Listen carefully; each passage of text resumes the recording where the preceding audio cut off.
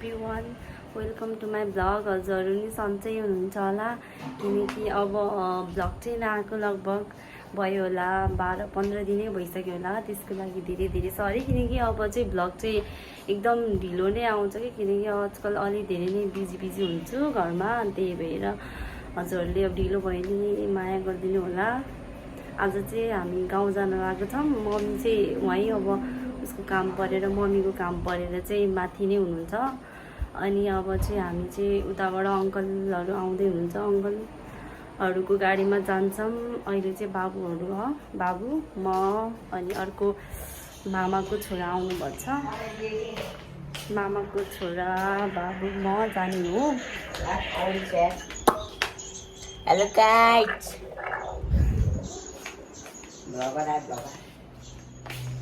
ल अब हामी चाहिँ अब किनकि गाउँ जान्छौँ नि त, गाउँ गएको सबै देखाउँछु, त्यसमा हेरिदिनु होला। By by. गाउँ आइसकेको छु, गाउँ आइसकेको छु। बुढो बाउ इ मेरो पुन्टे कति ठुली भएछ है पुन्टु। हामी चाहिँ अलि म्याजिकमा कच्चा हुँदै आएको थिएँ गाउँमा। गाउँको गाडीमा लास्टै प्याक हुन्छ नि त, भ्लग बनाउन सकिनँ। के छ यी हेर्नु है बुढो बाबु साग र भात खाँदै, ऊ चाहिँ एकदम दसैँको बेलामा नि जाउलो खाँदै बस्नु पऱ्यो है बिचरा। ल हामी चाहिँ अब हाम्रो यहाँ दसैँ लागिरहेछ, यस्तो मासु सासु काट्दै। यी हेर्नु है ममता बाबुलाई खेले हौ। बुढामा के लगाउनु भयो यस्तो?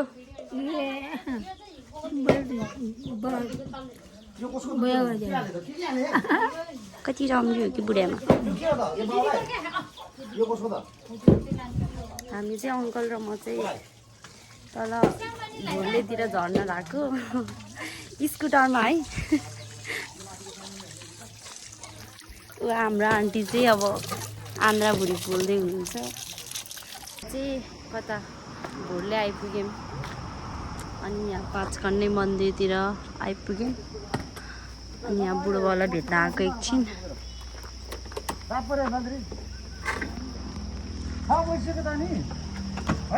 यता हेरिदिनुहोस् न ब्लगमा पुरा मस्की म्यासेजमा आद्दाय हो।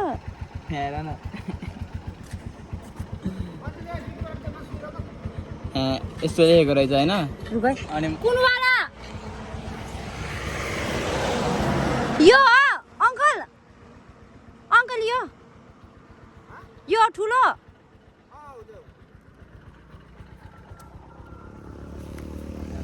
हामी चाहिँ खास 5 किलोमा पुगुलाई के अरे मासु पुऱ्याउनु जानु लाग्यो, घुमाउने र 5 किलो अटो पाएर अटोमा पठाउन लाग्यो। मस्किरह है खुबै। आधी दाइले मैले यस्तो यसमा लाइक गरेको थिएँ अनि मलाई पठाएको कि यसमा लाइक गरेको हेर। त्यहाँ इन्स्टामा लाइक गरेको भिडियो के लेखेको र? हामी अब दुःख गर्नुपर्ने यहाँबाट गइहाल्नु पर्ने हुन्छ।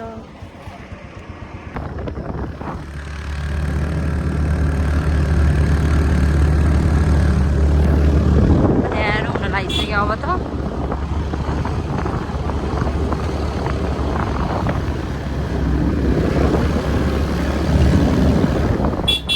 यहाँबाट चाहिँ कस्तो राम्रो भ्यू देख्छु।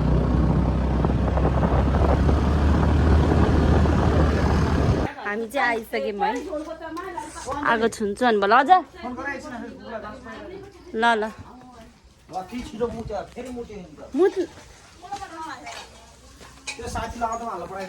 यहाँ हामी चाहिँ मम्मी चाहिँ यहाँ मासु पकाउँदै हुनुहुन्छ।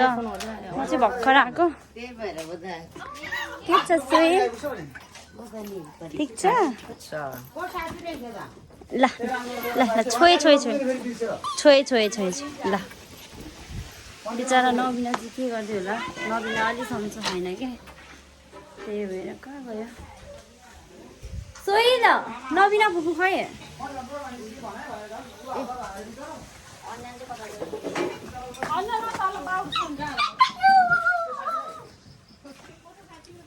हेलो ए कस्तो तर्सिन्छ कि पागल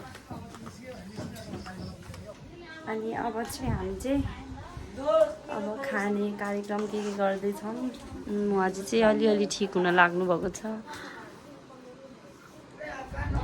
यहाँ यस्तो हालत छ के मिलाम मम्मी यता खाना आउनुहुन्छ हजुर के मिलाम सामान छोडिदियो कि अहिले तिमीले हो कस्तो नसक्दा नि पागल जस्तै हेलो एभ्रिवान अब हामी चाहिँ यतै हेलो सुतिरहेको छ मेरो भाइहरू चाहिँ अनि अब चाहिँ हामी खानासाना सबै खाइसक्यो आज त सबैको घरमा पित्र राख्छ होला सायद है अब हामी पनि त्यसकै लागि अलिअलि हल्का फुल्का धेरै नभए नि हल्का फुल्का कामहरू हुन्छ के भन्नु भयो बुढियामा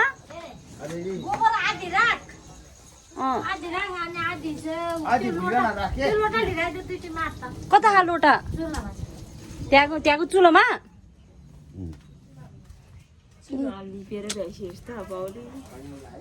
हो र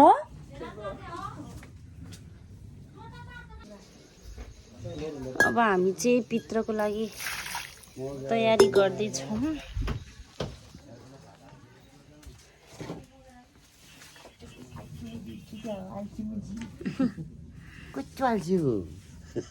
नुनी गलेको रहेछ कच्चरी यहाँहरूको बच्चा सुतिरहेको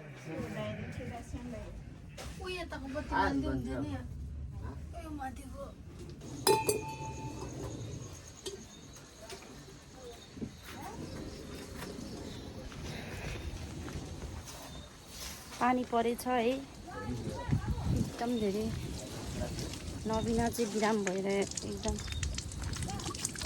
यस्तो अवस्थामा त्यही भएर एक्लै टोइटै हिँड्नुपर्छ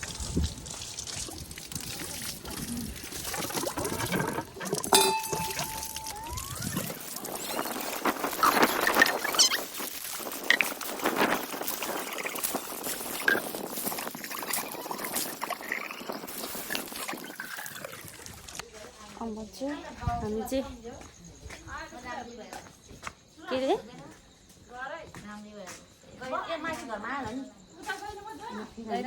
बिरामी भएको मान्छे यहाँ फुल अलिकति त्यो लोटामा हाल्नलाई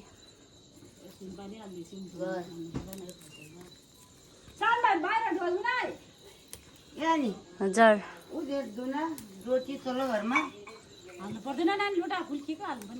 राम्रो देखिन्छ नि त बुढामा कस्तो भगवान्लाई यस्तो हुन्छ नि फुल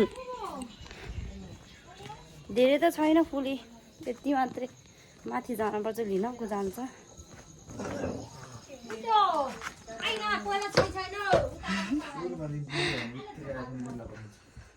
बाफरे बाफ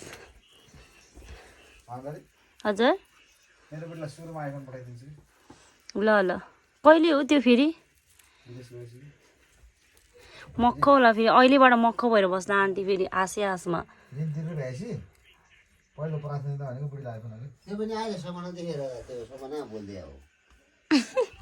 केमा बोलेको रे बुढो हो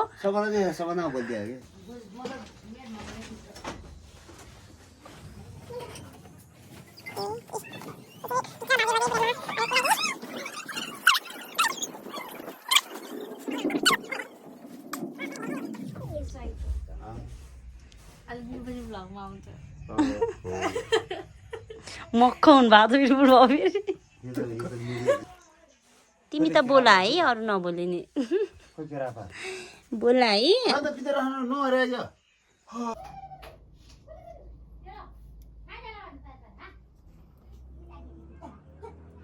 हेलो एभ्रिवान आज चाहिँ हाम्रो चाहिँ दसैँको दिन होइन आज चाहिँ हाम्रो चाहिँ टिका छैन नि त त्यही भएर हामी चाहिँ अब टिका पनि छैन घरमा धेरै मान्छेहरू पनि छैन नरमाइलो भइरहेको छ हाम्रो त म चाहिँ घर जाँदैछु हिँड्दै यस्तो गरेर यस्तो पाराले गाडी चलेको पनि छैन अब बाटोमा जे पाउँछ त्यहीमा जान्छु भन्ने सोचेको